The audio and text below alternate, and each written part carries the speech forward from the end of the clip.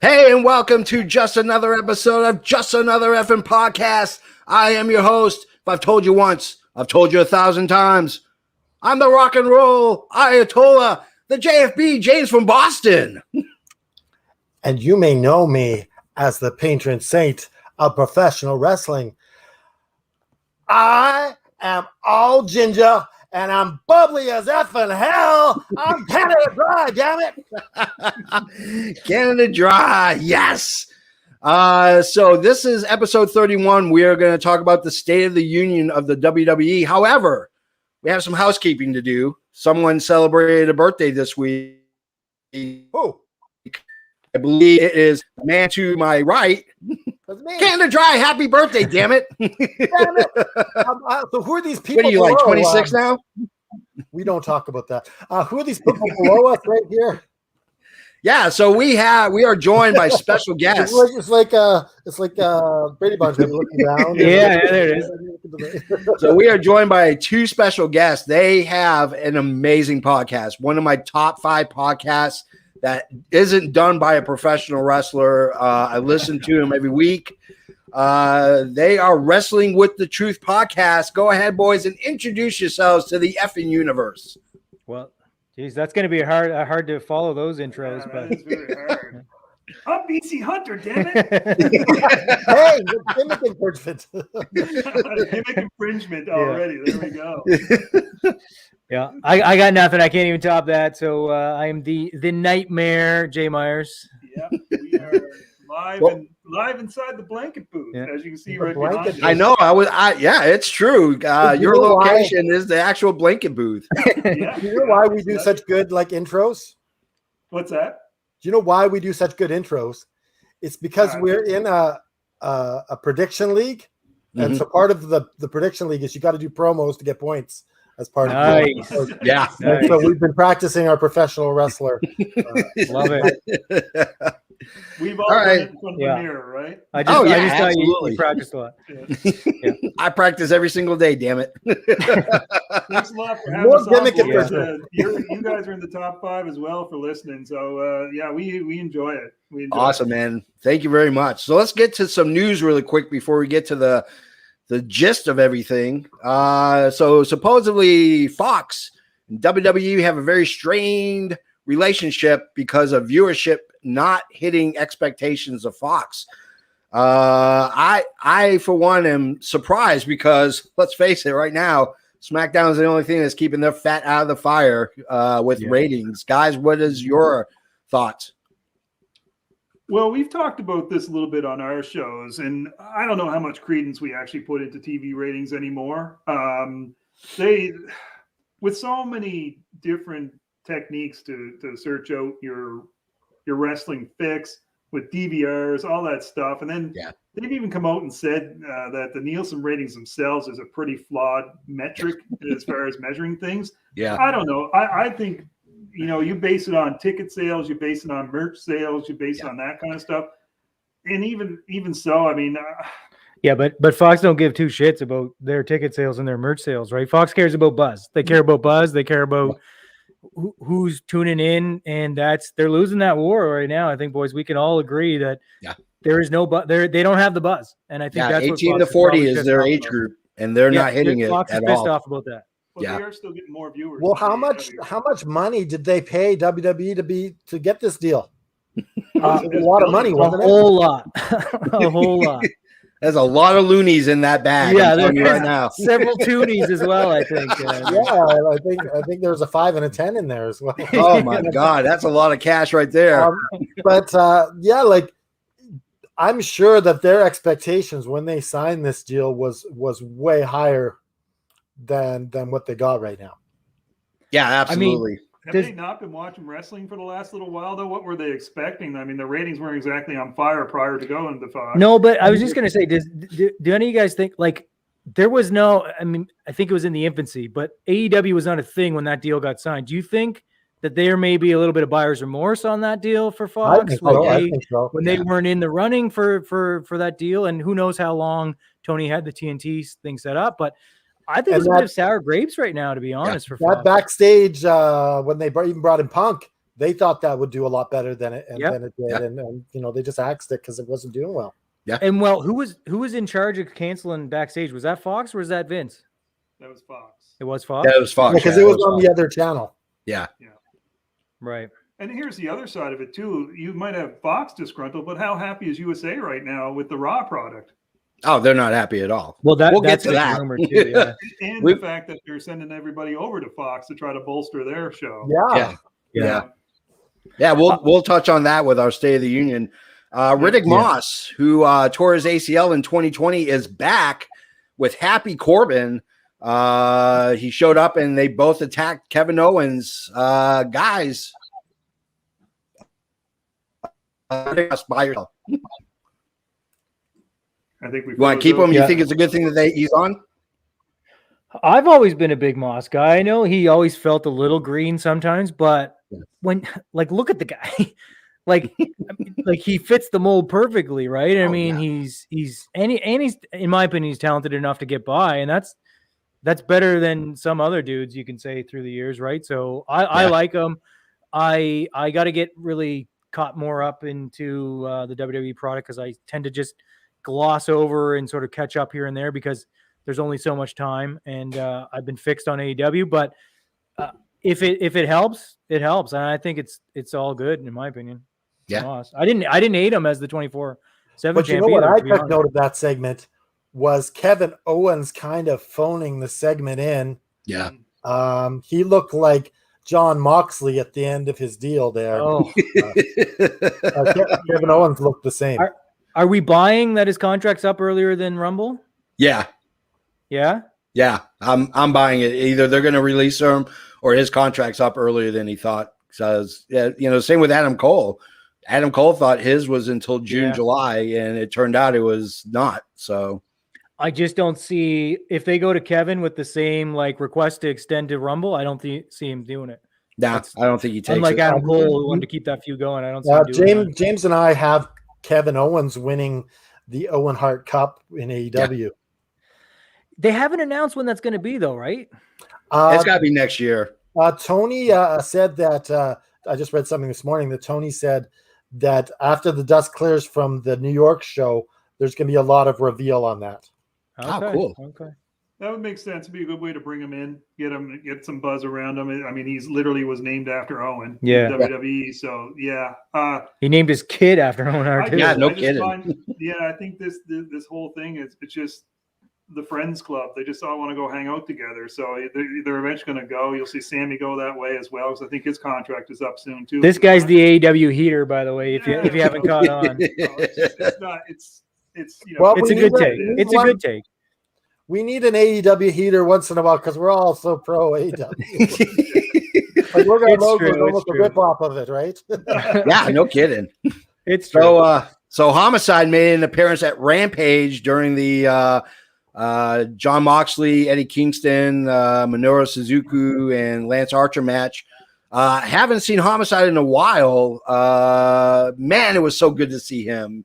I haven't seen him since Impact. It was good to see Homicide jump the barrier and give the assist to Mox and Eddie Kingston. See, I don't know, hot take here maybe for us, but I respect the hell out of what he's done in his career. I've never been a big Homicide guy, and honestly, I wasn't into that match. It was like it felt a little all over the place to me. The crowd wasn't into it, I didn't think, and it was just like, so when Homicide shows up, I'm like, oh, that's cool, but I don't think it had the quote unquote impact that it could have, right? I don't know. Might just be me. I wasn't into that match all that much, to be honest. Is this another Suzuki incident? Sorry. Go ahead. I said, is this another Suzuki incident? Yeah. Yeah. Yeah, absolutely. I'll be interested to see if they reform LAX now in AEW. I could get into that. Yeah, I could definitely get into that. What's it? That would mean you're leaving, having Proud and Powerful leave the Inner Circle. I don't want that. Yeah. True, but I feel like the Inner Circle is starting to come to an end as far as their usefulness, I don't think it is. I think it's just a bit of a break. Well, it felt like it felt like they all had separate entrances at the Arthur Ashe show. So not reading too much into it, but that they usually always would come out to the Inner Circle music and video, and they did not this go around. So I was going to say about the show is the two main events on Dynamite and also Rampage, very kind of lackluster. Yeah, agreed. I felt like having CM Punk against Hobbs would have been a much better way to end the show. Yeah.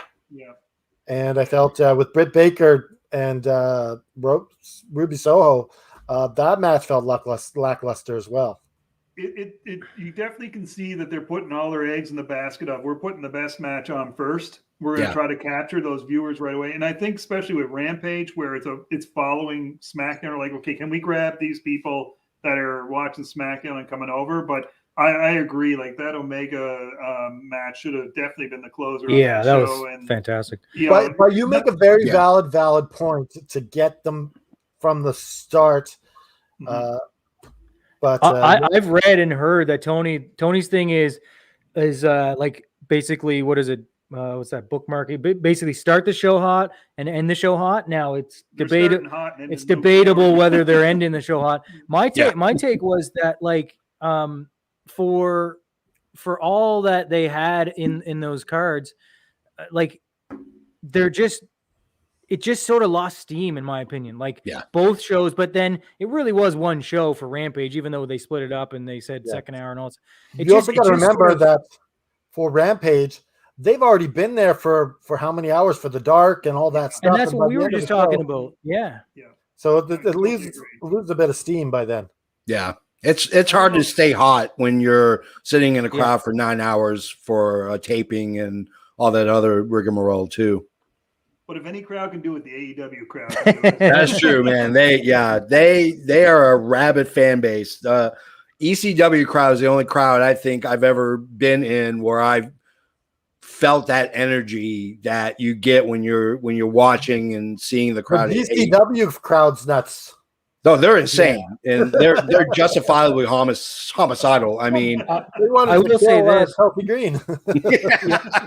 I don't know if you guys think this too, but when they pan around, it is legit. They are living the 18 to 49 demo. Like there is nobody in that crowd outside of that demo at all. So like, I think it's pretty clear to tell like that it's working, whatever they're doing. Yeah, you're not seeing a buttload of kids over 49 at a wrestling show before. That's also a solid point, but I hope I'm not too far away from that. But. All right, so our next news, Adam Cole was on Talk Is Jericho, and he talked about a lot of stuff. NXT losing their cool with the whole rebranding of the 2.0, the possible rebranding and renaming of his character, and then possibly also being Keith Lee's manager. I think we can all agree it was a good choice for Adam Cole to say goodbye to Vince Land and go to AEW with his girlfriend. Sorry, I didn't catch that episode. Did he say that he was going to be Keith Lee's manager or no? So they talked about it, and he, without really saying yes, indicated that that was one of the plans. Yeah, he said he had a really good, I don't know if I caught the very end of the show, but because it was a long episode, he was on there for a while, but he said he had a really good half-hour meeting with Vince. There was a lot of discussion, but out of that was where he kind of alluded to the fact that included in those topics were rebranding and renaming and new gear and new gimmick and all this stuff. And he said that's pretty much what solidified it for him. That said, like, it's just, that's not, I worked 16 whatever years it was as Adam Cole kind of thing. So it was interesting. He sounds like such a nice dude. I obviously don't know him from anybody else, but he sounds like just a genuine guy as well. So, and that Adam Cole gimmick is money. Yeah, absolutely. Yeah. Jericho had a good, I don't know if you caught this, but Jericho had some good points in there, in that the size thing has never been an issue for Adam Cole because he's Adam Cole and like the character stands out. If you think about it, then it would be. And yes, he doesn't have the stature, but he's gotten so over with that gimmick and that like the entrance and all.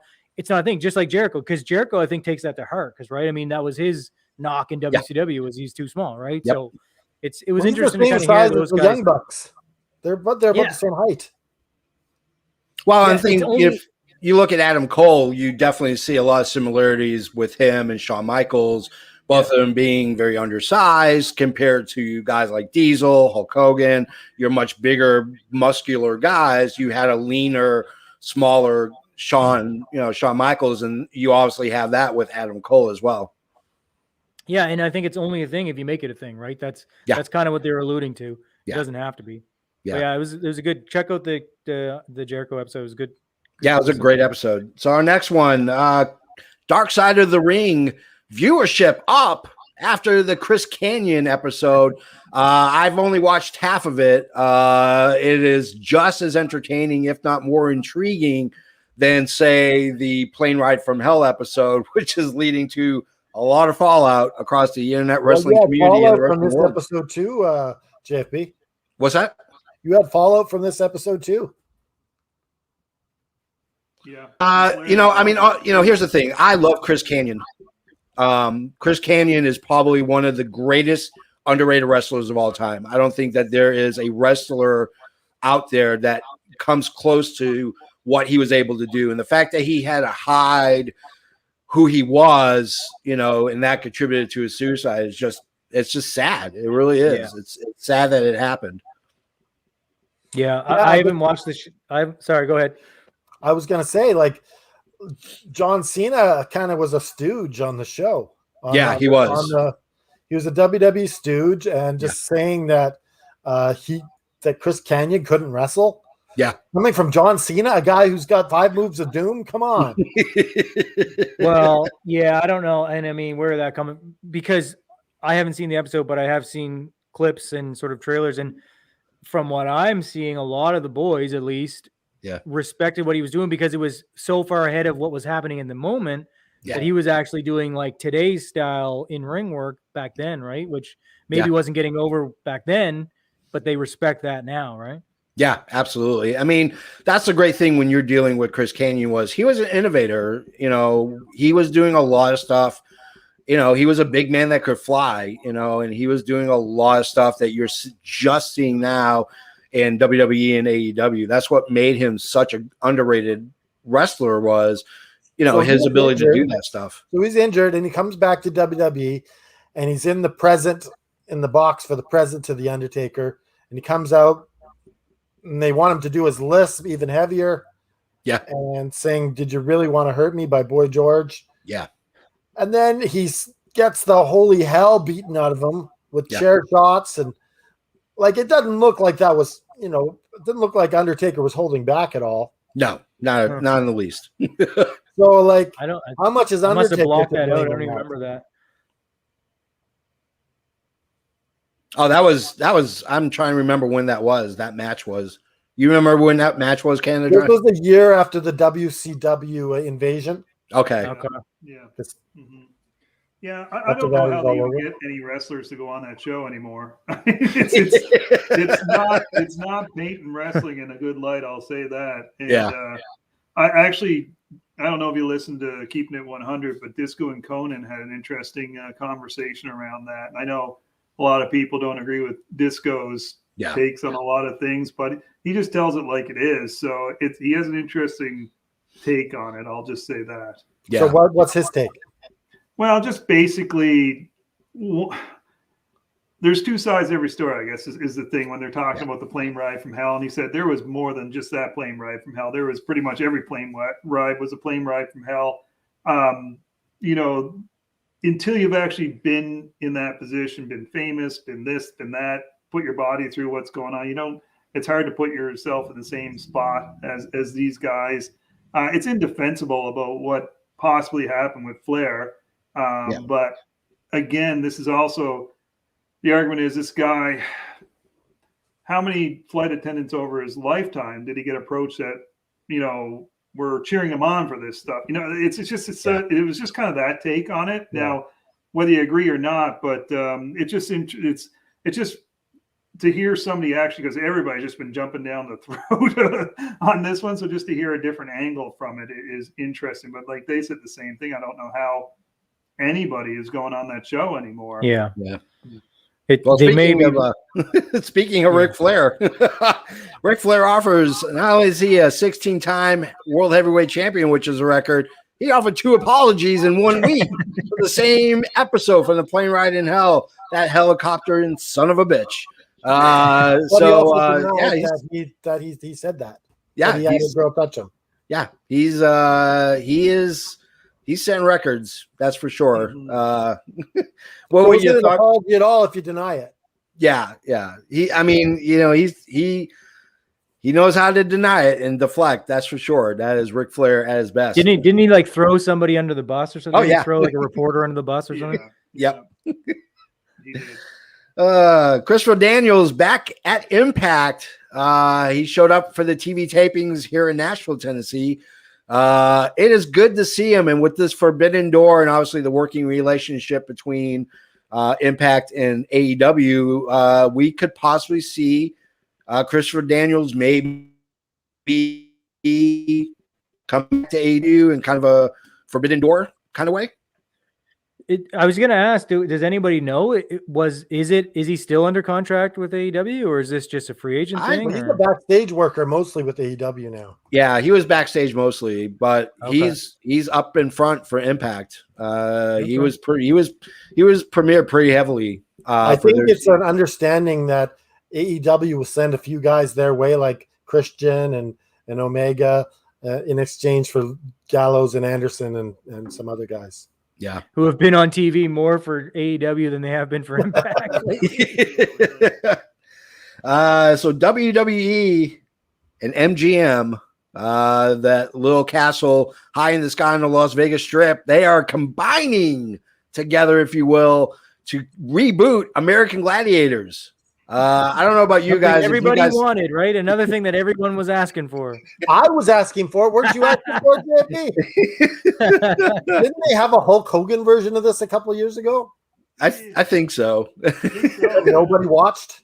It is. You know what? I'll tell you what. When I was a kid, American Gladiators was tops, and I even bought the video game. That's how awesome it was. And I almost went and bought. I went as a kid. I wanted to rent a tennis ball machine so I could have kids run through my backyard, Final tennis balls at them all day. But how many times have they tried to reboot this show? Like, was it like 5 or 6? It was just so recently, nice. too, wasn't it? Yeah. It's pretty crazy. I hope Matt Morgan goes back on it as one of the gladiators. Yeah. What was it? The Wolf, and then he became a pro wrestler. And Yeah. oh, it was horrible. It'll be interesting to see. Last bit, Jake the Snake Roberts reported as being seen at wrestling shows in a wheelchair with an oxygen mask. Our hearts go out to him. I know he's got a lot of health issues, which stem from, if you've ever watched the documentary Resurrection of Jake the Snake, if you haven't, it's on Amazon Prime. Watch it. It's amazing what he's been able to do, but it's tough to hear about your favorite wrestlers. But I think he's still smoking cigarettes, isn't he? Oh, I'm sure he is. I'm sure he's smoking cigarettes too. He's like, You can't get rid of all your vices. Of his oxygen mask. He's been off AEW TV for some time, though, Yeah, right? it's been a while, maybe a month or two. Yeah. It's going to be a shame if something was to happen to him, because I think he's got so much information and so much to teach these young guys about the psychology of being a professional wrestler. It would be a shame to lose him before he can really impart that on that next generation. Yeah, agreed. I think if you can watch Beyond the Mat, the resurrection of Jake the Snake, and Dark Side of the Ring version on that, I mean, and without committing suicide, that's an impressive feat, because man, that is a dark story. Yeah, it really is. That whole family is just mired in a dark cloud of depression and sadness. So, well, let's get to the main event, if you will, the auditory orgasm we're going to give to you guys. That is right. We are going to talk about the State of the Union. For about the last couple years, the WWE has made what some have called bad business decisions, and some have said it's been strategic, if you will, in terms of the business side. Vince and, of course, the evil Khan, Nick Khan, have done things that are Connecticut, if you will. the Nick Khan of Connecticut. They've been turning off hardcore fans left and right while they are giving casual fans something to associate and connect with again today. So let's say we are the prime ministers or the commander in chief, if you will, of professional wrestling, of all professional wrestling. We're going to go ahead and talk about the WWE and where we feel that the entertainment company is going. And the first thing I want to talk about is their shows. So currently WWE has Raw, SmackDown, NXT, 205 Live, Main Event, Superstars. That seems to be their big six. They also have reality shows like Total Divas, Total Bellas, Most Wanted Treasures, Ms. and Mrs., and Broken Skull Sessions, which is streaming on the WWE network. Is there room for additional hours of unscripted TV or unscripted shows? With WWE, no. They're overloading the market for themselves, and they're hurting their own product. I do like the Broken Skull Sessions for sure. Yeah, and I do really like the Hidden Treasures thing. I find that's got some good stuff to take away from there. Yeah, kind of like a amped up version of Pawn Stars, where we can find out some of the wrestlers and they're finding Ric Flair's robe goes for $200,000. Holy crap! Yeah, like my take as you rattled off all those shows is like, holy shit! Like just listening to all of the actual in-ring program is like, absolutely, it feels like too much, especially given, in my opinion, their tendency to sort of stick in one lane, right? They don't, even as much as they said on TV, the whole family stands in the ring and says, we're listening to you and all this stuff. It doesn't feel that way always. And BC may argue differently, but to me, it doesn't feel like they actually truly care what the pulse is right now. Right. Because if they did, we'd probably be seeing a different product on air. And that's okay. Cause we've discussed many times on our show, it's not for everybody. And there is something for someone in all of their program. Yeah. But for me, it's absolutely too much, especially when you're hoarding all the talent.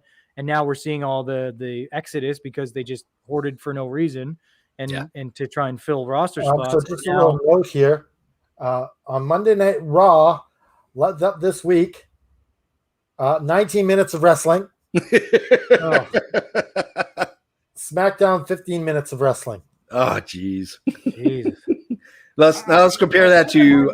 I find that hard to believe though, because I watched Raw and there was a lot of matches on there. So, but there was a few 3-minuters, wasn't there? Yeah, we had a lot of backstage. Yeah, I don't know. I don't know. Anyway, yeah. NXT was 17 minutes of wrestling. Yeah, that seems about right. Dynamite was 37 minutes and Rampage was 36 minutes. Wow. Huh.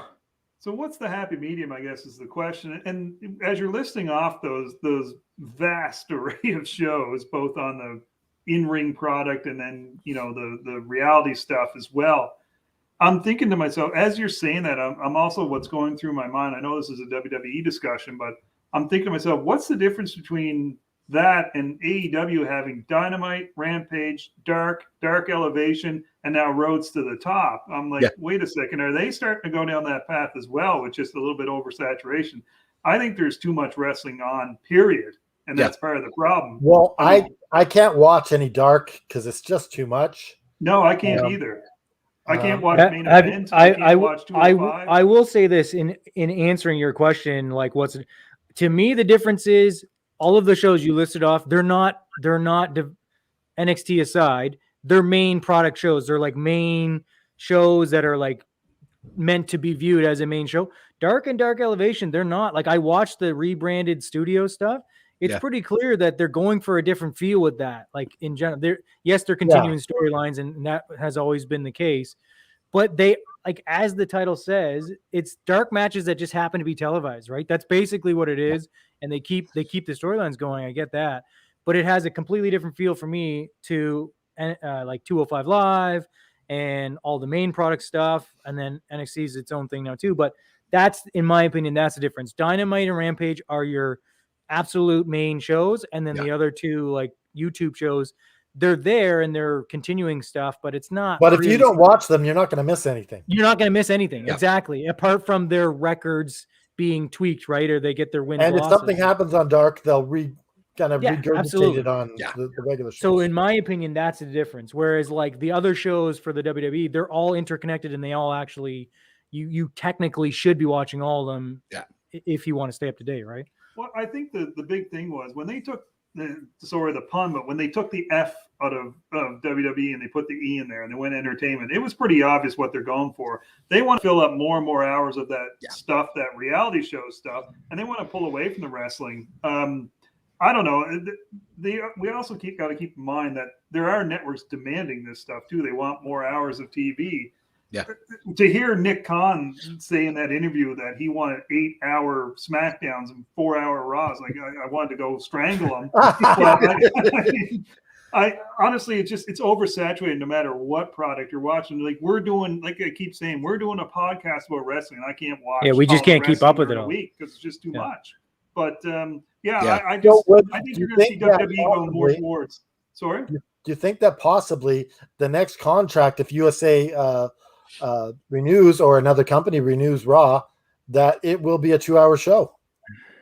I'd love it if it was. But apparently that's a USA thing though, and it's been a USA thing apparently. No, but are they going to relook that and say, Maybe, listen, yeah. maybe we But then don't you only want get a 9 minutes of 3-hour show? wrestling.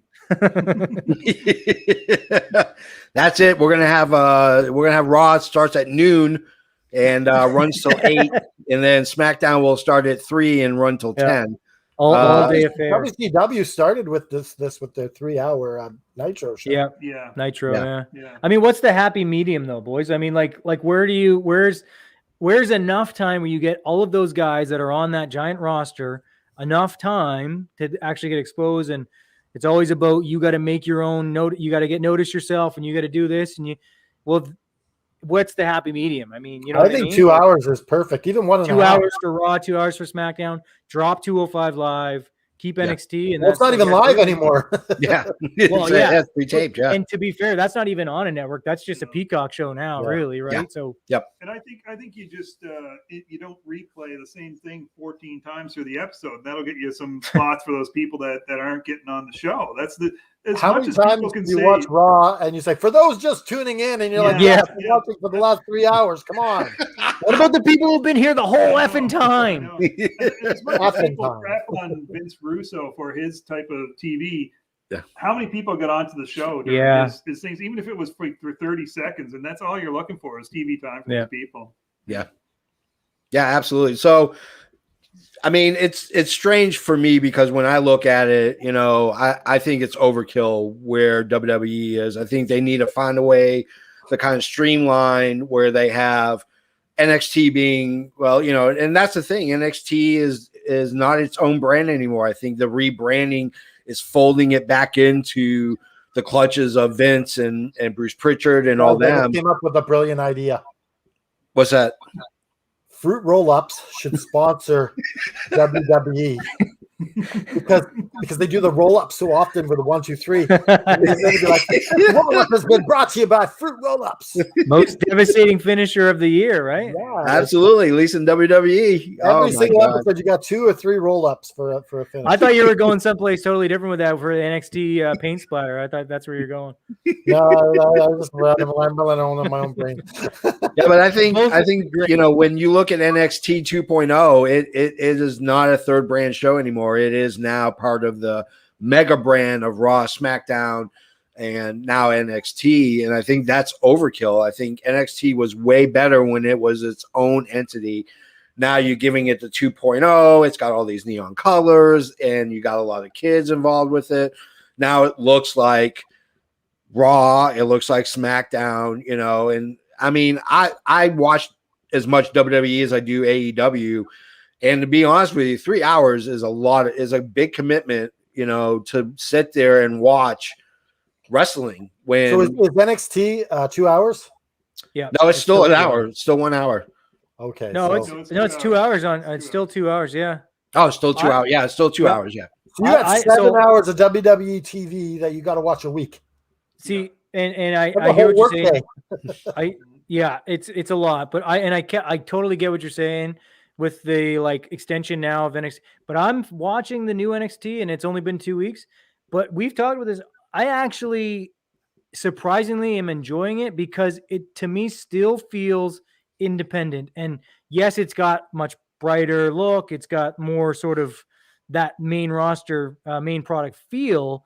But to me, I've sort of come around to the idea, and this may be counter to what most people wanted, but I have come around to the idea of being these are the future Vince McMahon stars, and that's what he wants, and that's what he wants it to be.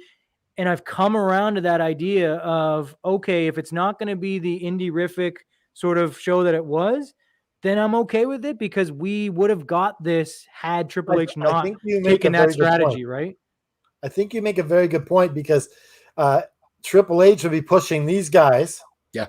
And then Vince would get him. He's like, who are these? I don't like any of these guys. So if you're going to push somebody in NXT, you might as well have the same guy pushing you the whole time. Exactly. Two different and guys. It doesn't mean they're going to get any less attention from Sean or Triple H or any of the guys down there. It just means that the vision is a bit different, but we should be kind of okay with that, because that same vision produced Brock Lesnar, Shelton Benjamin, John Cena, Dave Bautista, like all of these guys, right? So we kind of had a pretty good hash out on that on a different episode. Yeah, I like that point, because you're getting the same sort of mindset all across the board.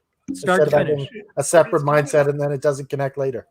Yeah, it's kind of like Vince doesn't mind getting challenged by Tony Khan with this roster, but he certainly doesn't want to see it happening in his own federation, you know? And basically NXT was competing against Raw and SmackDown. He's like, no. You're part of Raw and SmackDown. Yeah. You're supposed to be feeding stars. Yeah. But what you're doing is you're just showing people, oh, by the way, these smaller guys, well, I'm never going to push, are kicking our ass. And well, they weren't in ratings, but as far as buzz, we'll say that way, right? And then he's saying, nope, we're going to show you what a true WWE superstar, quote unquote, is going to look like. And if you want to go watch those other guys, fine, go over to Tony Khan's show, but we'll do it our way. Well, and that's the thing, when you look at NXT and that look and feel that they had before they went to 2.0, it had that look and feel of being like Progress and Rev Pro and a lot of your European indies. It was the cool factor is that they had these guys who could stand on their own, like Adam Cole, like Kyle O'Reilly, Kevin Owens, Finn Balor. I mean, all these guys cut their teeth at NXT. It's disheartening to see that, making that trip to the main roster, which I hate that term, going up to the main roster, because in all reality, you're not really going up to the main roster. You're still wrestling for WWE. It's just a different set of people. The contract you signed still has WWE at the top of it. Exactly. Yes. Well, once you get up to that main roster, your pay bumps up a bit, doesn't it? Yeah. Oh, sure. I think that depends on the contract, because I've heard that some guys were on NXT style deals, and then some were on main roster deals, just working NXT. I don't know, but going forward, I think there's going to be a Malachi Black. They changed his contract, but forgot to change the clause. Change the clause, So I think you do get a bit of a pay bump. To me, it just feels like, at least if I'm trying to be optimistic about it, it feels like there's less chance or maybe less opportunity for us to be disappointed when a guy gets changed or they tweak his gimmick or whatever when he debuts on. I think there's less chance of that. That doesn't mean it won't happen. Yeah. But if there's eyeballs from Vince and Bruce and Kevin Dunn on it at all times, that means that they're going to be polishing it down there before it comes up, right? Yeah. You would think. That's how it should work. Yeah. Does it though is, we can talk about that a little bit later. Number 2, the network. So recently the WWE eliminated a huge debt off of their books when they sold the streaming rights of the WWE network to NBC Universal's streaming platform, the Peacock. Oh, the fear of the Peacock. We're talking north of over $1 billion is what they sold that to NBC for. Chump change. Yes. That's like, I think Vince carries that in his wallet. He's got loonies and a few toonies stuff. Yeah. Isn't this how much milk costs? Wipes his ass with a How much maple syrup can you buy for that? So now that Peacock has current stuff streaming, it has come under massive scrutiny. Of course, bad buffering, other bugs. So my first question is, was this move beneficial to the bottom line of their business to the casual fan? I think it was beneficial to the bottom line for Vince McMahon and WWE. For the fan, no. Yeah. They're going to sanitize that product like you wouldn't believe now. That's why I think you're seeing such a delay in so many things coming up on the network. Mm-hmm. We're going to get WWE-ized, whether it's Peacock who owns it or not. We're still going to get the WWE-ized style of history of wrestling, and we're not going to see the true history of wrestling, which they have the ability to show. So yeah, for the common fan, no, it's not a great thing. For the WWE, company, for their pocketbook, sure. Yeah, I've got a pretty passionate take on this because although maybe I shouldn't let the cat out of the bag, but although I live in Canada, I actually have Peacock and sort of I was invested in the move, and it's been a hot garbage in my opinion from day one. The search is the shits on it. The layout of the because, and I've heard this too. It's just another kind of channel within Peacock for them now. It's not. Mm-hmm. We had the network. We had the best thing going for the long. Like that was the platform forever, right? I mean, they were early on in the streaming thing, and it was. Oh yeah. In my opinion, that app was phenomenal. Like that app could not have been better, and it was getting better and better. And then we go and we get predisposed, like we don't even get to pick categories. It's like, here's this that we want to title it this week, and it's like all the things in this shitty category and all the things in this poor category. Hey, listen, I don't know if you guys agree, but I just hate that Peacock menu. Listen, it's still better than the WWE's network in Canada, which doesn't exist. Well, we have the channel that we get, and they just stream us stuff that we don't get to pick. Agreed. I mean, my biggest concern is, what I loved about WWE was when they bought all these territories up, including ECW and WCW, they started putting that access, Mid-South, Smoky Mountain Wrestling, World Championship, World-Class Championship Wrestling. You had lots of territories that they bought up that they were putting out. That was huge, because if you wanted to see Chris Jericho and where he kind of got into, at least an American version of wrestling, you could watch Smoky Mountain Wrestling with him. You can't get that on Peacock no more? No, it's gone. The library's the shits on it. You can, but the amount of content that's on there is appalling. Like there's like literally there might be 10 videos from Mid-South, when I remember watching a network before where you had years and years of that. And as someone who's an old school fan, it was a dream for me. Yeah, in my opinion, it's what's that? Do you still have the Stampede Wrestling on there?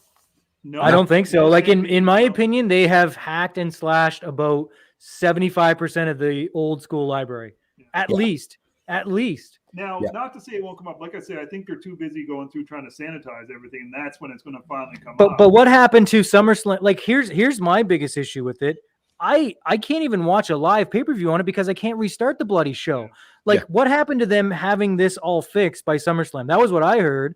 And we still are waiting for a replay you can't of live. It and keep watching. You can't restart it. You have to watch it live. Yeah. It's the most ridiculous thing I've ever seen from a streaming platform. Like, that's my like pretty easy technology to fix. You would think. So. I mean, WWE did it.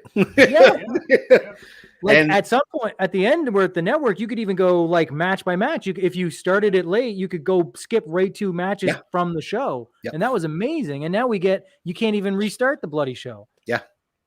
It's brutal, it really sucks because, like for example, today Extreme Rules is going to be on, and I may or may not watch it, and a lot of it is either I'm going to watch it and I'm going to start from the beginning, or I'm not going to watch it and I'm going to watch it again. I'll watch it tomorrow morning, because that was the issue that I had, was you had to watch it live, where on the WWE network, you have that luxury of, getting an hour ahead and saying, hey, I got to eat dinner and spend time with my family.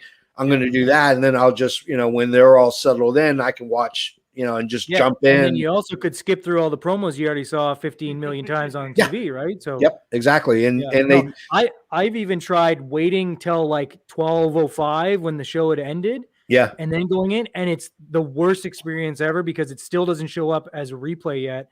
It's still showing as live, and you can't it is just not good in my opinion.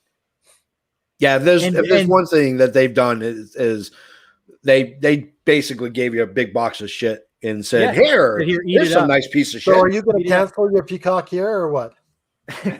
But worse than that, I think like they haven't even addressed, like WWE is not saying anything about it. They're just like, because they got their money. They washed their hands of it. Agreed, but not our problem. They gave us the cock, boys. Well, and what really sucked too is when WWE first launched, and I think they were MLB Network, MLB TV, the streaming platform for all the baseball was who was doing that. They were supplying servers, they were supplying coding, they were doing everything. Yeah, they were doing everything for them. And then I think a year or two before they got out of it and sold all their stuff to WWE and said, here it is, this is how you work it. And WWE worked it and did it well. And then they sold it to Peacock.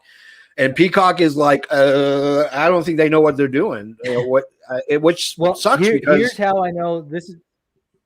Yeah, go ahead. So finish. No, go ahead. Go ahead. No, I was gonna say here's how I know they know it's shit is because I have tried to I've tried to sign up for other countries who still get to use the app. They've geo-blocked everything, including VPNs. So that's how I know they know it sucks because they're trying to purposely stop people from using VPNs to go sign up for Australia or some other European one who are all still using the network, from my understanding. So that's how I know they know it sucks. Yeah. It really is a shame. No, go ahead. No, I was just going to say, the only thing positive I'll say, at least we're still just getting pay-per-views for $9.99 a month or whatever, as opposed to paying $60 a month. That's still the one good thing about the Peacock is see, the JFB pays $4.99. I don't pay the $9.99. I get the limited commercials, but it's worth it because I get the pay-per-views $5 cheaper a month than I did when I had the WWE network. How are you getting it for $5? Because I'm the JFB. I got my wings.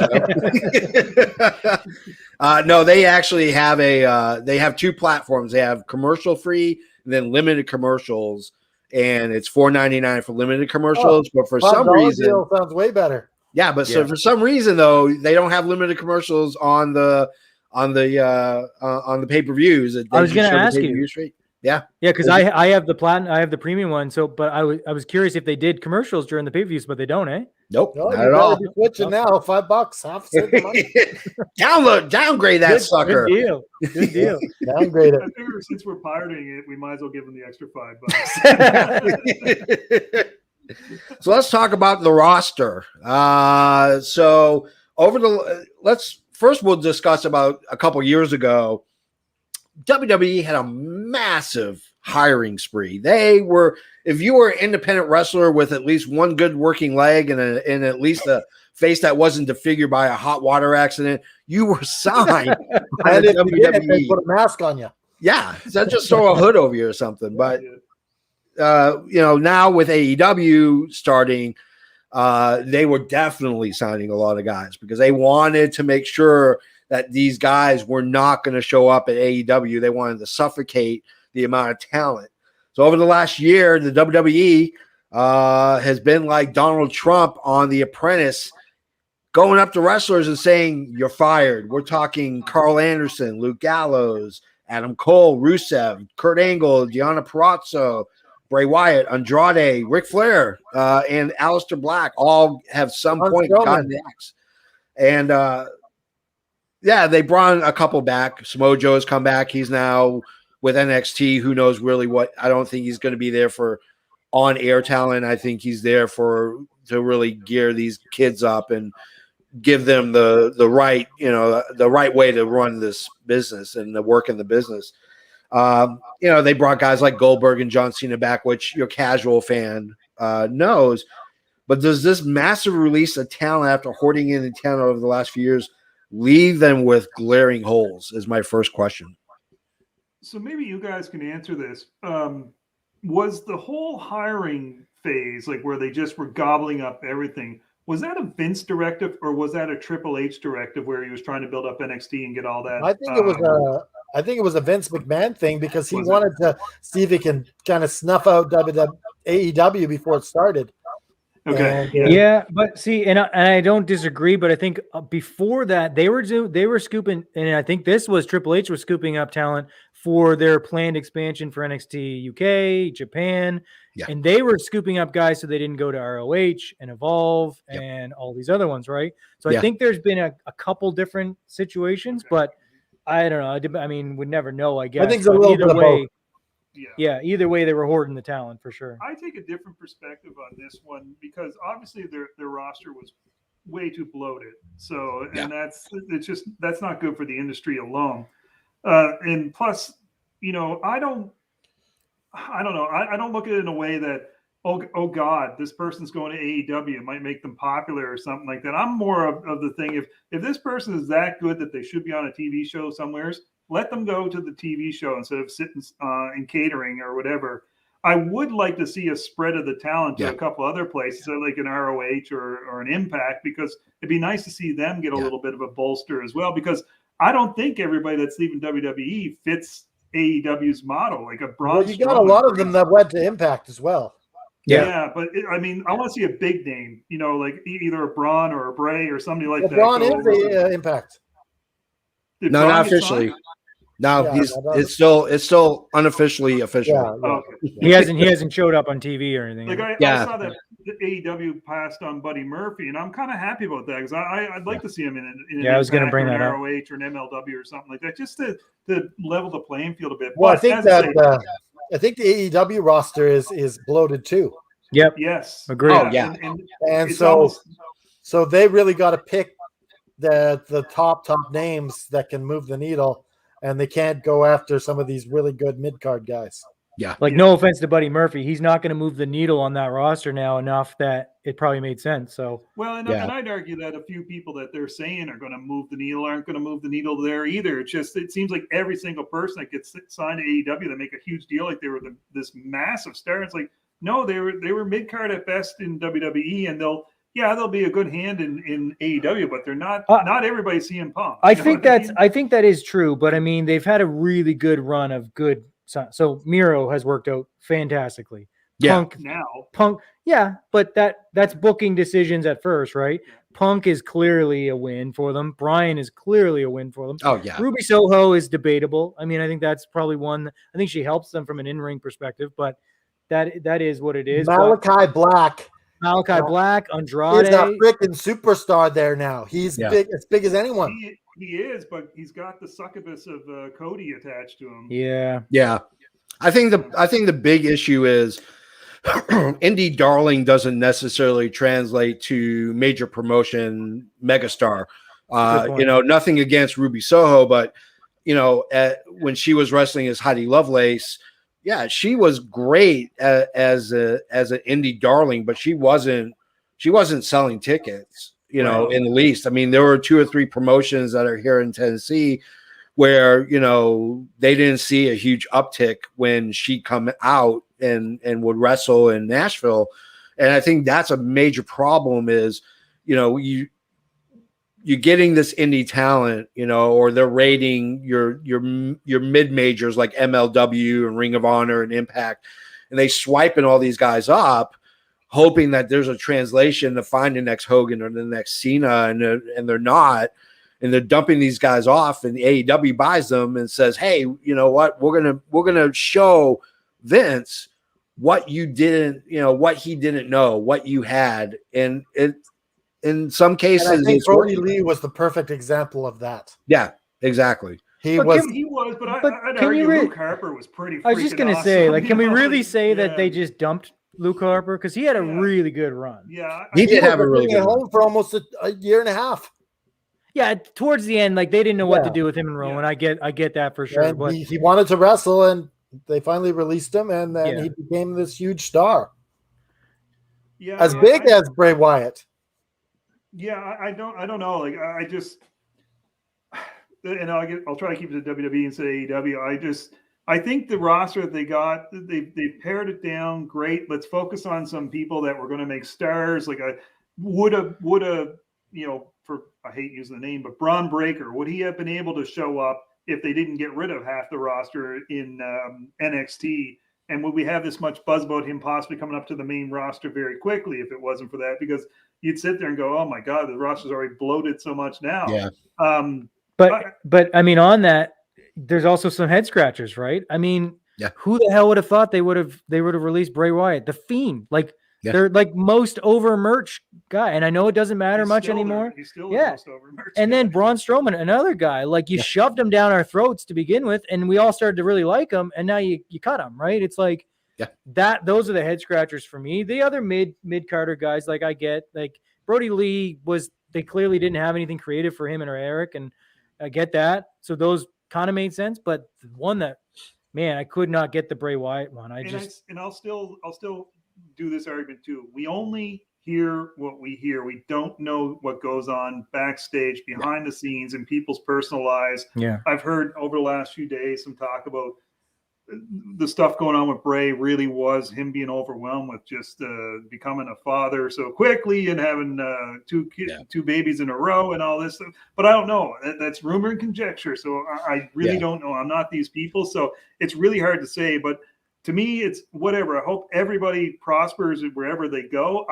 I'm one of these people. I know everybody says AEW heater, but no, I mean, if AEW is doing really well, that's going to inspire WWE to do really well. So that's going to help the whole industry as a whole. And eventually AEW is going to have too many people. So now people are going to Impact for some TV time, or they're going I think that's a whole show on itself, is who's AEW going to start getting rid of. They haven't really got rid of a lot of people. Who's going to be the first one to go to WWE from AEW? Who do you predict that's going to be? Oh, that's so hard. I got somebody. No idea. I'll give you mine, and we just talked about this. I really think it's Penelope Ford, to be honest. I think she fits their show to a T, and she's been really good lately, I thought. I think it's Brian Cage. I think it's Brian Cage. I think it's Brian Cage. Oh, Vince McMahon would drool over Cage. Yeah. Oh, yeah, 100%. Yeah. I've always been a Brian Cage fan. I know not a lot of people are. I've always liked Cage. I first saw him in Impact. So I'm all for that. To be honest, if they can build a star out of Cage, to me, he's better than Ryback. I know people like this, call him Ryback now and all. I think he's got immense more talent that he just hasn't shown yet. I'd be all for that. I don't understand what AEW is doing with Cage right now. Like didn't get to finish the program with Starks, and like that should have been on the New York show at least. Yeah, at least. Given that he had that fantastic match with Adam Page, he showed that he can hang. He can go with anybody that you put in. I don't know. Maybe he got some heat. I don't know. Maybe. Exactly. We don't know what's going backstage. And now here's the question. Will any critics say that AEW dropped the ball on them if he succeeds in WWE? Possibly. Well, yeah, I think Cage I could see going there. Yeah. I don't know. I've heard bullshit about MJF being unhappy, but I cannot see them letting go of MJF. I think if MJF got the right amount of money, he'd go to WWE. You think? That would be amazing to see him there. Yeah. Well, what makes MJF?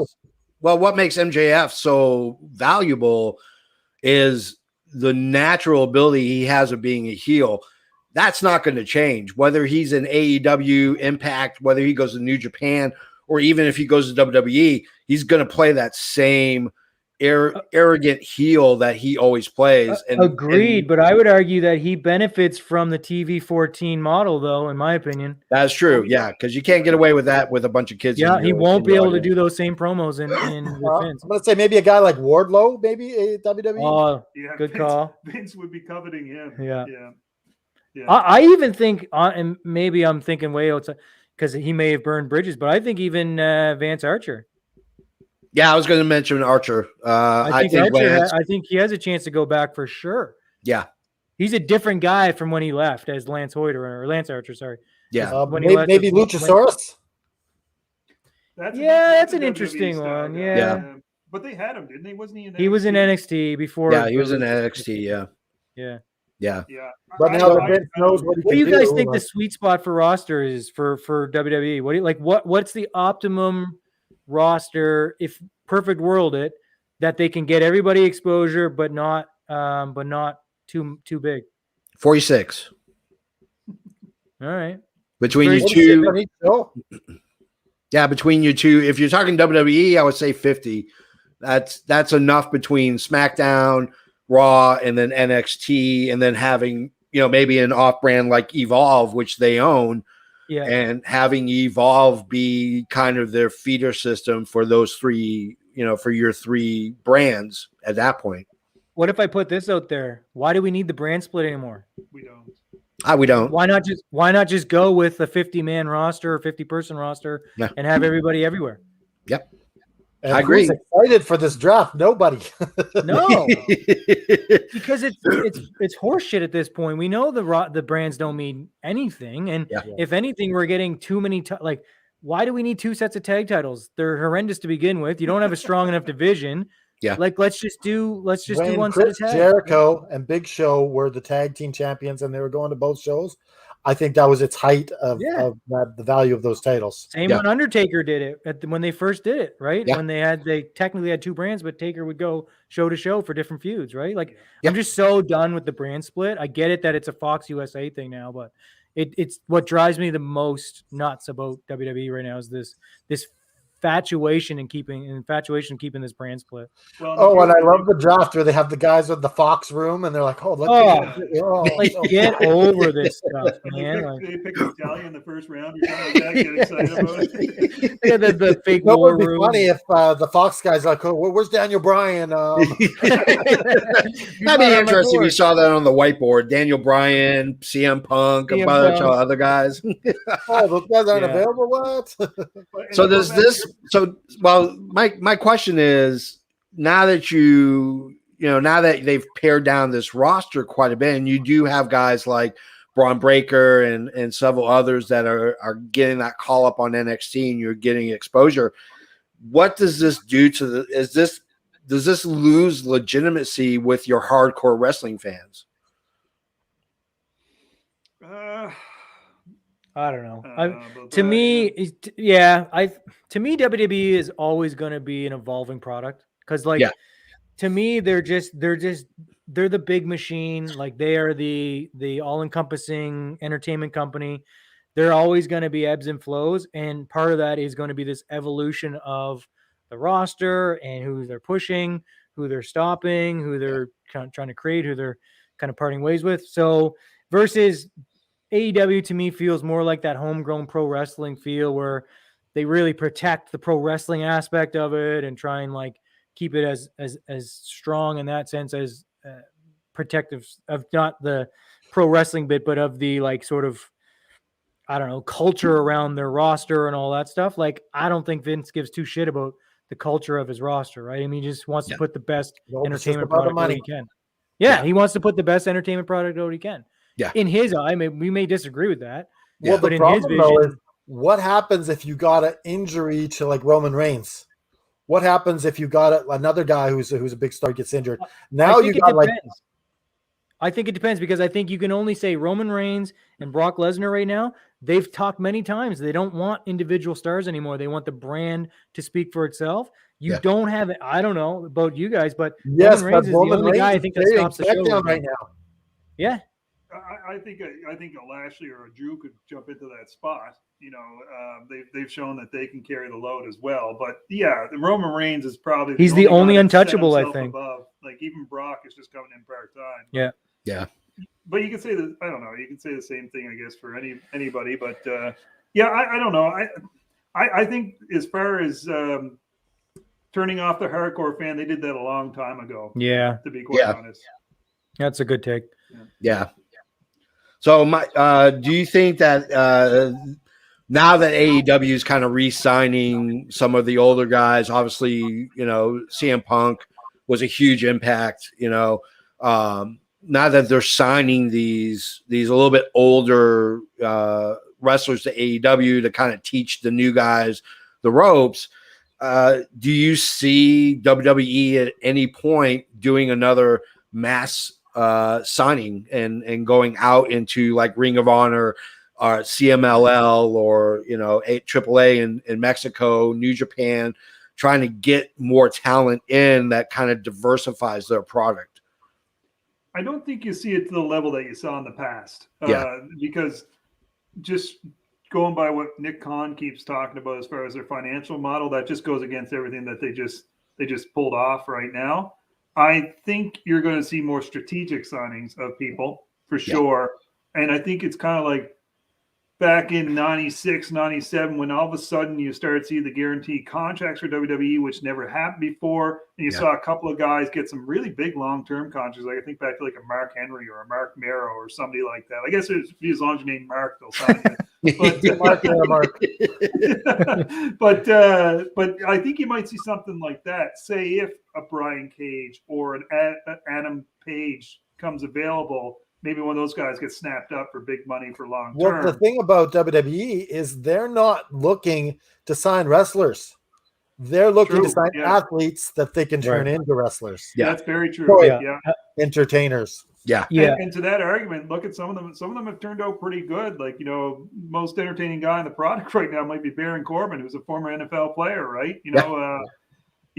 Roman was a football player. Like Breaker he's an athlete. He's an amateur guy, but all these guys. So I don't know. I'm interested. I think Roman played college ball.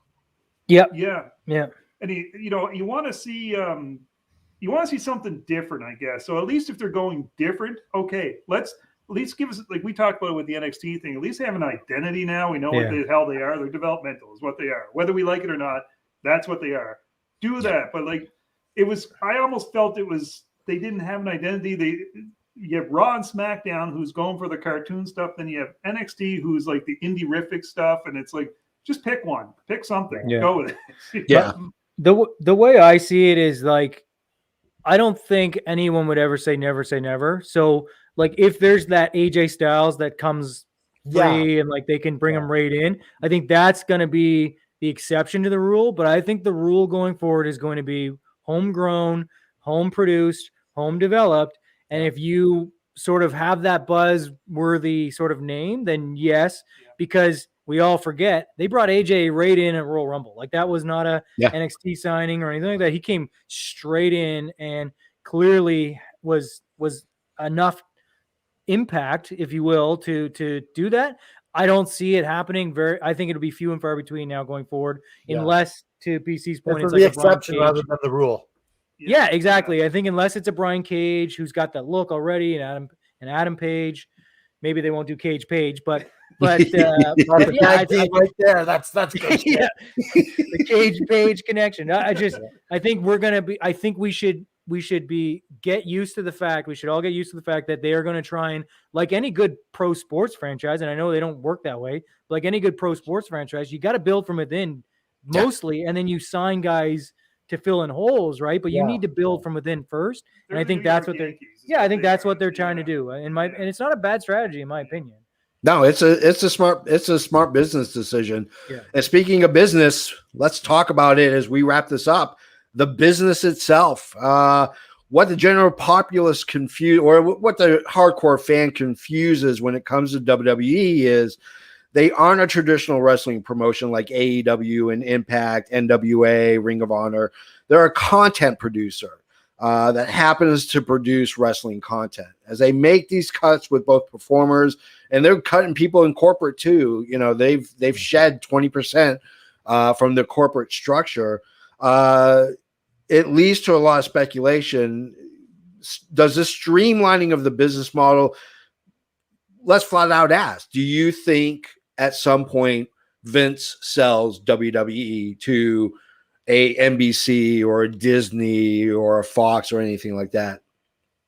I think it's imminent. Yeah. Yeah, I didn't think I would have said this a few years ago. I thought it just would continue to be passed along to the Triple H or to Stephanie, but yeah, I think it's gearing up for a sale. I mean, I've been with enough corporate entities in my lifetime as an employee that I know what it looks like when they're getting ready for a sale. Yeah, and this is what it looks like when they're getting ready for a sale, guys. If it's NBC, I think it can run its, like, maybe even recover. But if it's Disney, this thing's going down the tubes and it's going down fast. Yeah, I'm with you guys. I wouldn't have thought this for sure a few years ago, but the way that the business model has steered, like the way that they've sort of steered the direction of the ship, being that content producer, like you say, JFB, like, and we talk about this all the time. They are the Disney of pro. They're not a wrestling company. They're a Disney, right? That is what they want to be, and they just happen to produce pro wrestling as part of that. But it's just a bit of disconnect to the fans in a way. Yeah. Yes. Right. Exactly. And so it just happens to be part of the product they sell. So if you glean some stuff out of Nick Khan's interviews, he kind of dances around it, kind of doesn't, kind of then backtrack when people question him on it. But I think at the very least, you can kind of tell that they're open for business now on a sale for sure. And I think there's name the companies that could buy them. It's on one hand, it's Amazon, it's NBC, Universal, it's potentially Fox. Yeah. But they're like, or somebody. But Fox is Disney now, I guess, isn't it? Yeah, Fox is Disney now. Yeah. So I don't know, man. There's or some sort of international Chinese company or something, but you got to have some serious cash flow on your income sheet. You know what the cool thing, if Disney bought it, you would actually have a physical Hall of Fame in Disneyland. That's true. So I mean, put the hypothetical out there. Who do you guys want to see? If let's say if it's theoretically up for sale, who do you guys want to see buy it? NBC. I think it's NBC. The problem with Disney is there's too much for them to whitewash to make it more kid friendly. That the product would be. Yeah, it completely eliminates. I think they have to look at all the. Am I going to hire another 200 people to go through, 500,000 hours of professional wrestling that WWE owns? The whole 90s is gone. Yeah, ECW is gone. Your blood feuds in the territories like Mid-South. I mean, all that stuff's going to be gone. I think NBC Universal sits at the top because they have the network, and at this point they also have Raw. And I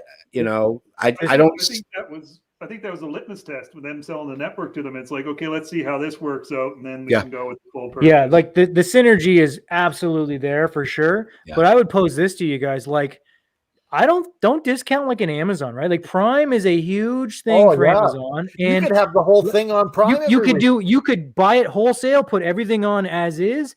They don't care about ratings or like R-rated or PG-14. Yeah. Prime is everything, right? You got G to 18 plus there, right? So to me, in my opinion, a sleeper is Bezos's operation there, because they are clamoring to compete with Netflix all the time. What better way to beef your streaming platform up with I agree with entire catalog of WWE? We got Thursday Night Football. Why not have Raw and SmackDown on there too? Yeah. Now what that does for Peacock deal and all that stuff, because I think Peacock was a USA deal only, so there might be some loopholes around Amazon being able to buy the company in general, right? And if they buy the company, I guess they can just nix the Peacock deal anyway. So whatever. But eventually let it run out. And to me, it's Amazon. That's the one that would be primed to actually buy it for content. Primed. I didn't even do that on purpose. He said the word. I think honestly, Amazon would be a dark horse, but again, I work in film and television, and what I tell everybody is that content right now is king, and Netflix and Hulu and all these guys, they want content, and they're buying stuff up that honestly, crap or not, they're buying it because they need that content, because we live in a generation where we're streaming on our phones and our tablets, our laptops, our desktops, our TVs, everywhere we're streaming. And that's a huge thing. Well, maybe one day we'll get on Netflix. Maybe one day the JFB and the Canada Dry will be on Netflix. We'll have our own Netflix show. Maybe we'll be on the network. There you go. So my other question is, do you feel that Vince is out of touch with what is currently happening, the fervent from fan base? Also, do you think this goes for Nick Khan as well? Do you think he's out of touch with what a wrestling fan truly wants versus what we're actually getting from them? We're running along here, so I'll just let you guys answer this one. Okay. Okay. Yeah. Well, the question is, was Vince McMahon ever in touch? Yeah. Is the question. I think Vince is of the opinion I'll decide what is going to be cool and what's going to be popular, and he just goes with that. He's somebody I'd say yes. He's probably, as far as what's I think he can't keep up with the speed that things are now moving with just the social side of things, period. Yeah. But I don't know if he ever was. I mean, we're talking about a guy who was bringing Little Richard to WrestleMania 10. You know, to do it Yeah. The other Little Richard was out. The other question I would pose is, does he care? Right? I mean, I don't think he cares. Like, I just don't, and that's not in a cynical way. I just truly, genuinely think he likes what he likes. It's his company. And you're gonna like what I say you like. Yeah. Yeah, exactly.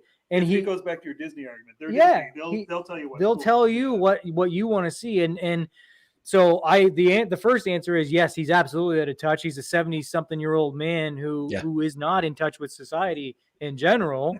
We were just joking, recording earlier, because in 1993 he had Men on a Mission doing like this cheesy 1985 raps when it was like West Coast East Coast battles. You know what I mean? And like he was out of touch then. That was 93. So he literally had Mom when you had New Jack. Yeah, like so I think yes, he's out of touch, but two, I don't think he cares. I just don't think it matters. Yeah. My question back to you guys would be, do you think whoever buys it, if it is up for sale, is it shut down within a couple years of being bought?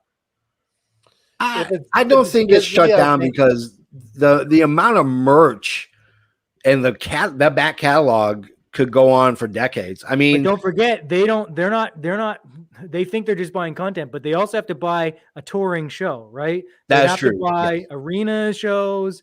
They have to buy, like, I know they're not doing host shows, but there's a lot more that comes with it than just the content you get spit out on the back end, right? So my thing is, I think it gets scooped up for the hours of catalog, and then they just sort of like, we'll just sort of slide it a little bit less, little bit less, little bit less. Well, maybe you even move it down to just one show a week. Have one show. Like that's a huge expenditure for a company to run week after week after week after booking arena after booking arena after booking. Like, in my opinion, I think it sees its demise as far as an operating company going forward. Yeah, if NBC buys it, I think it's got its best shot. Yeah, true. But they have a lineage and history there. Streamlining to maybe just Raw and maybe one other little show. Yeah. Mm-hmm. Which is kind of sad if that does happen. That would be a sad day. Yeah, it'll be interesting. I think post Vince, whether he sells or he leaves it to Stephanie and Triple H, I don't really think it's going to die. It's just so big, and you have so many kids today that are heavily invested in John Cena and Goldberg and, in the WWE, because that's who they're really focusing on is, your 16-year-old. That's who they're really focused on. And as long as you have kids, easily that you wouldn't have thought that happened to WCW. That's true. But when you have the corporation in charge. Well, the problem was with WCW. I mean, there's a lot of reasons why their demise happened. The biggest reason is, the Time Warner deal when Ted Turner sold to Time Warner, and Time Warner just was like, we don't even know why we have this. It's on the books, but that's what I'm saying. If you get some guy that's like, what's this wrestling shit that comes into the work with the company? Yeah. And that's my worry too, right? Yeah. Is it gets bought up by some other big conglomerate that they just see the value in the catalog, but they don't see the value in going forward with the touring and stuff. That's it's a true concern. Well, guys. Before we go, the only thing that really works out best for wrestling fans is if a pro wrestling fan buys it. I think that's the only thing that works best. And it's not going to happen, I don't think. Yeah. But we need another Tony Khan out there, right? To save it. What if Tony Khan bought it? It's me. What if he's already owned by them? Hey, WWE, right? It's me, Austin. It's been me the whole damn time. It's his Chad Khan shows up on Raw. It says Khan on the contract. Oh, that would be hilarious. All right, guys. Well, so we got our show, pre-Dynamite show on Wednesday. Yeah. and we're gonna spin the wheel. Yeah, we're gonna spin the wheel and pick our monthly winner. Yeah, you guys need to sign up. We got to do that for sure. We'll get you the link to sign up, and we'll get you on the wheel. So on Wednesday, we're spinning the wheel, and we're going to find out who wins a Ric Flair figure or a PW T-shirt. If you don't want the Ric Flair thing because of what happened, but you don't want that toxic piece of crap. Maybe you like toxic. Maybe it's your thing. The value is going to the moon. Yeah. The value right now is insurmountable. If nobody takes it, I'm selling it on eBay. Exactly. It has helicopter action on it. Yes. Nice. Oh man, that was classic. I think we should end on that. You can find us on fnwrestling.com. You can find all our social media posts and social media pages. You can also find us on prowrestlingtees.com/fnwrestling and get yourself these great t-shirts. We have a couple new ones that just went up. Our FN Batman. And we got some awesome t-shirts. So if you want to help out the show, slap a T on. Boys, down below, plug your social media. Yeah. So, of course, for the pod, you can find us at WWTT Pod at Instagram and Instagram and Twitter. Obviously, we're much more active on Twitter. It's the easiest one to do it on. I should mention, I don't know when this episode's dropping. Do you expect it to be Monday or Tuesday or Monday? We're already live on YouTube and on Facebook. Perfect. So we will have a new episode coming out tomorrow as well. We just did a countdown of the top 10 worst wrestling entrance theme songs. So we're excited about that one dropping. So that'll be out Monday, hopefully. Other than that, myself, you can find me at BC Hunter WWTT on the Twitter and Instagram. Yeah, and you can catch me, Jay Myers, at Jay Myers WWTT on both socials, Instagram and Twitter. Yeah, really appreciate you guys having us on. That was awesome. This has been awesome. Of course. Yeah. Wow, you are more than welcome to come back. I am a great fan of the boys from up north. I am secretly Canadian. I don't know if you knew that. Canadian. And we're going to get you to return the favor and come on our show too. Yeah, absolutely. You give us a time and a date, and we will be there. As my favorite, work the best. Yeah, as our favorite character, as my favorite character from The Last Dragon says, "Show enough. You told me the designated time, the designated place, and I will be there to designate his ass." On that note, Canada Dry, has Hulk Hogan come back to talk to you? Has he communicated with you at all? You mean Hollywood Hulk Hogan? Hollywood Hulk Hogan. Hollywood Hulk Hogan. So, I'm kind of verklempt right now.